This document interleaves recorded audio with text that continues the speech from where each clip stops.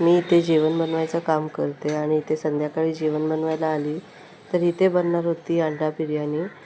तर छान असा अंड्याचा मसाला रेडी केला. त्यानंतर मग राईसचं लेयर लावून छान अशी बिर्याणी तयार केली. रायता बनवला त्याच्यासोबत आणि लहान मुलासाठी ऑमलेट बनवला. छान जेवण बनवून मग इथला जेवण झाकून मग मी माझ्या दुसऱ्या कामावर आली. आणि दुसऱ्या कामावर आली तर चिऊला मला ट्युशनवरून पिकअप करायचं होतं. आज आशूला टाईम नसल्यामुळे तिला माझ्या कामावर घेऊन आली. आणि माझ्या कामावर आल्याच्या नंतर मला असं वाटत होतं मी जेवण बनवू की हिला सांभाळू. आणि आमची चिऊ खूप मस्तीखोर आहे. तिला नाही कळत तेवढं की हा घर आपला आहे की नाही.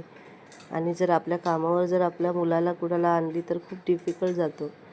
तसं हिला कॅमेऱ्याच्या समोर यायला खूप आवडतं आणि ही माझ्याशी मस्ती करत होती. काय बनवते मावशी, असं आहे तसं आहे. खूप तिची मस्ती चालू होती.